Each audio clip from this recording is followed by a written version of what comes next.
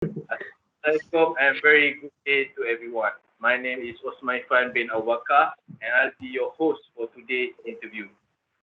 Now we have a very special guest, a high status personnel, a well-established man with a rank to compete. So let's grand welcome to Yang Berhormat Laksamana Muda Datuk Saiful Lizan bin Ibrahim. How are you, Datuk? I'm good. I'm good. Thank you very much. Alhamdulillah. Happy to see you. I'm very blessed and appreciate for your time to be here. First of all, I would like to give honorable thank you to Datuk for the time and effort to do this interview. Thank you, Datuk. It's my pleasure. Thank you. Alhamdulillah. So let me tell a bit about Datuk Saiful as why he is as special as we say. Datuk got a rank T22 Admiral of Malaysian Sea for more than 10 years. Now he is a special force to our Prime Minister Yang Berhormat Tan Sri Muhyiddin Yassin. That is one of big resume to you, Datuk. I'm impressed, to be honest. Yeah. Okay. Thank you very much. Okay. So let's start the interview with my first question, Datuk. It's about personal background. It's the rise of your career. Can you tell us more about yourself, Datuk? Because I'm very curious. How do you achieve to be Okay. Bismillahirrahmanirrahim. Assalamualaikum warahmatullahi wabarakatuh. And a very good evening to everyone. Okay. Thank you very much for the introduction. I'm Admiral Saiful Lizan bin Ibrahim. I'm from a little bit about my background. I'm from Pahang, actually, Temerloh, Pahang, and but now of course settled down in Dronachariya. I'm not too old. Still young, 48 years old. Yeah. Family with 3 kids, and I'm worked. My parents' department is Malaysian Maritime Enforcement Agency or Coast Guard on the Malay Agency Perusahaan Maritime Malaysia. It's already 16 years old now. I'm in the service. I was the naval officer before, based in Lubot. Presently, I work in Prime Minister office as special officer to the Prime Minister. It's coming to my 7 years now with Honorable Amat Berhormat Tan Sri Muhyiddin Yassin. So it's a little bit about myself. So I suppose there's a lot more questions about my personal life. So I break here. Okay, all right. Well, thank you very much, Datuk, for that very brief summary of your life. For my next question, who inspire you to be the most? Who inspire you the most in terms of personality, career, or motivate you, Datuk? Yeah, if I can share about myself, yeah. I have my early education primary in Sekolah Kebangsaan Lipat Kajang, Temerloh, and secondary school in Royal Malaysian College or Maritime Executor Saiful here in Sungai Besi. And of course, after that, I joined the Navy. And in the Navy, I pursue my study. And then I transfer service to MMA, Maritime Enforcement Agency. And in MMA, I pursue my master degree. So, back to your question, the biggest achievement in my life, the person pursue my achievement now is basically, I'm very proud to say that I've been trained in Royal Malaysian College. That bring me up to this confident level. Yeah. Oh, wow. Okay. That's one of the best moments of my life to interview you, and thank you for that information.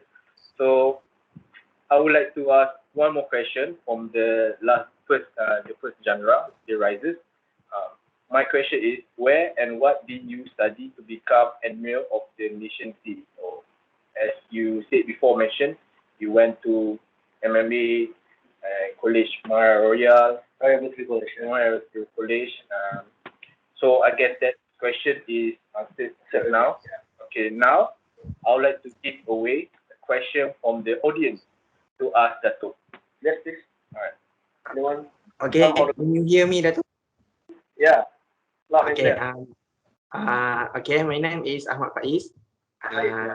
Before that, I would like to congratulate you because of your recent award that you have got on 1st of February, which brings you Kelaran Datuk. Right. Okay. Alhamdulillah. Okay. Thank you very much. Congratulations, Datuk, and also I would like to express my somehow grateful because I am myself a graduate from Royal Military College, so I would like to express my somehow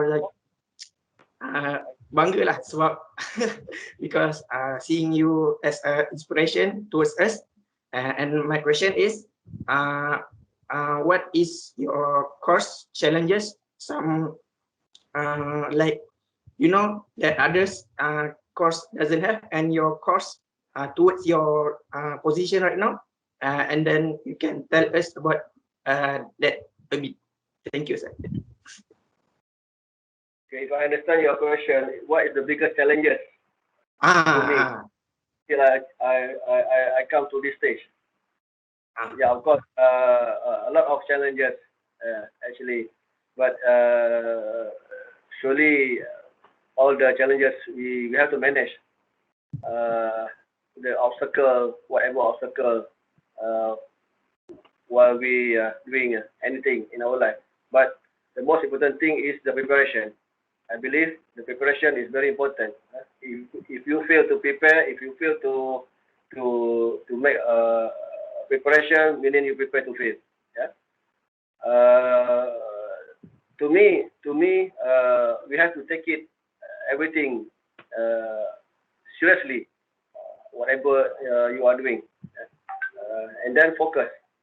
Then for people like me, which already trained as a military background since my young age, the time punctuality is very important. If you can manage yourself, you punctual, then inshallah you will be able to tackle all the obstruction and with your good preparation toward anything in your life. But of course, you also have to pray to God Allah after you make preparation all these things. Inshallah, you make things happen. Okay, thank you so much, Datuk. All right. Thank you, Faiz, for that interesting question. Next, I would like to ask Datuk, the experience as a professional. This is from the bottom of my heart. This is my question. Okay, my very genuine from the heart. We had seen you, Datuk, side by side with our Prime Minister, Yang Berhormat Tan Sri Muhyiddin Yassin, a lot in TV, Tiga, sometimes here and there. I'm quite shocked at first. But the question to you, Datuk, what is like to be in a room with a person such power to a country? Does it intense? Is it intense? Does it passionate you? Or what does you feel doing in the same room as the minister? Yeah, of course. First of all, I'm very proud. I'm very happy. But I know what I'm doing. I know what I'm supposed to do. Maybe I would like to share that my field of responsibility in Prime Minister Office, I'm the special officer who look after the security as well as the disaster matters. Anything with regard to security and disaster, I'm the one who brief or answer to Prime Minister. Okay. So back to your question, when I'm with Prime Minister in the rooms, yeah, of course we do some some works, and I'm the one who advise him. So basically, I know what I'm doing, I know what I should advise him, and it's my bread and butter actually. So again, you need to have knowledge and know what you're doing. So inshallah, it should be okay. I'm very blessed that you say that, because I know that you are a very powerful man with the Prime Minister's there. And I'm so happy to see you side by side with our Prime Minister. Thank you. Okay. Let's see. Does the audience have any question to Datuk about the experience as a professional? Assalamualaikum. I have one question. Hi. Do you hear me? Yes, we can hear you. Okay. Huh? Hi, Assalamualaikum and good evening, Datuk. My name is Emily Namiti Hamza. I have one question to ask you that relates to your personal experience as marine military macam tu. Can I? Okay, the question is, what is the worst and unforgettable experience that you and your shipmate have ever encountered? That is very interesting question, and I like that kind of question. Okay, thank you, Malina. Yeah, I would like to share my experience, a lot of experience, especially with regard to my nature of work. Of course, been in the Navy and also been in the Maritime Enforcement Agency. It's almost similar function actually. Whereas Navy responsibility is to the sovereignty of the country, to guard the border, the maritime border of the country, and Malaysian Maritime Enforcement Agency, or we shortly known as Maritime. Our responsibility is doing the maritime law enforcement. We like the sea police, the marine police, something like that function. And also we are responsible for the search and rescue function. So for my good experience throughout the time in my service is one, actually, when I have the opportunity to bring the vessel, bring the ship, 84 meters ship from Hiroshima, Japan, and sail back to Malaysia as a captain of the ship. I'm the captain of the ship with 56 crew. It means we sail from Hiroshima back to Kota Kinabalu. It took us 8 days. While in Precious, we experienced a very bad weather. It was a heavy storm, rough sea, and almost half of us was collapsed due to sickness and bad weather.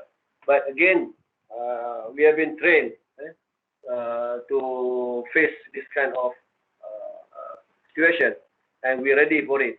And the thing is really keep deep in our heart, and we never forget it. And that is we like to share as our big experience and never forgettable. Gimana? I hope a little bit answer your question. Thank you. Such an honor to hear that experience for us. Okay, good. Okay. Thank you, Amelina. Thank you, Amelina, for that interesting question. I got an incoming question from the audience again. Assalamualaikum, Datuk. Salam. I have Aiman. My name is Muhammad Iman bin Muhammad Zimi. I would like to ask Datuk how long usually Datuk stay on the ocean while doing your mission as a naval officer, and how is your feeling while you leaving your family at your home country? well, another good question from Aiman. It depends what kind of tasking that we are conducting. If we do some sort of patrol mission, we might go for a longer period, such as a month or two at sea, or away from the home port. It doesn't mean that we sail for 1 month or two. A period of 2 months away from home port. So, for example, let's say we have our mission doing the patrol in Sabah water. Our base is, let's say, in Lumut. So we sail from day 1 up to 2 months to the other side, and in between, of course, we have to do some replenishment back to the harbour for refuels, for the food, something like that. For one trip sail at sea, it depends also with the size of the ships. If bigger ship, maybe we can last for, let's say, 14 days or 10 to 14 days. If smaller, maybe 1 week. Or if small boat, maybe up to 1 or 2 days only. So some people means that, oh, you very nightmare, you go for operation for 2 months. No, it doesn't mean that 2 months will be at sea. No, cannot. It's different if you sail on board the aircraft carrier. You can stay there for half of the year. You will be on board. Better. But in Malaysia, we only have still consider small ships. We sail around the most 2 weeks. Okay. Last question is the other than the how long I sail on board the ship. What else your question, man, just now? The feeling of you leaving your family. Yeah, the feeling. Of course, if you have family, you will remember. You will thinking of your family back home. But again, the responsibility will go priority.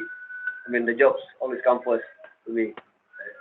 But nowadays, it's not big problem because you have all the gadget with you. You can always make a video call to your case and talk as you always with them. Yeah, it should be no problem. No big problem to people like us. Yeah. Is that okay, Aiman? Is everything? Aiman, did Dato' answer your question? Alright, Aiman. Thank you, Daniel. And thank you, Aiman, for that question again. Do you want to take a second while the other? Okay. Alright. We are almost at the end of our interview. As you can tell by my cue card, I have changed color. So that's we're almost done. So my last question to you, Dato'. If you are not, it's about reflection. Okay. If you are not who you are now, what would you pursue as a career? Okay. If I not what I'm now. Yeah. One good thing about me, I like doing business. Yeah. Kind of business. So I think if I not be what I'm now, I become a good entrepreneur. Yeah. I think so. Yeah. So what kind of product do you see? Any kind of something like the security equipment, something like. Yeah, I'm very passionate only. Maybe I've been trained since the young age, playing with the military sort of equipment or thing. So my really passionate thing to do is to be the business on the security equipment. Yeah. Like this. But you agree with me? Wait, you agree? Yeah, I do agree, sir. Because I get the chance to play with M16 only because I spent 2 years. So that's all I can play lah. Because at your time, I think you enter RMC since Form 2, right? Or Form 1? One. Form 1, yeah. At the 86 to 90 age company. Okay. You are my super senior, sir. Yeah. Okay. Good. It's happy to see the OP and S-boy with me now. Yes, Alright. Okay. Yeah, I love that. Okay. I got two windows for our audience to ask questions to Datuk again. So let's start with Ilma.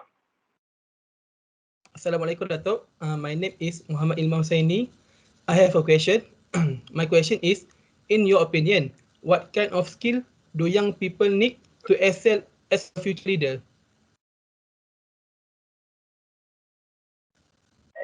A skill. Skill. It's It's very broad. It's very big, a broad question. It depends what kind of field you want to go with. But as I said, the most important thing, the discipline, self-discipline, play with time, punctuality, self-discipline, and work hard, and believe yourself, and preparation.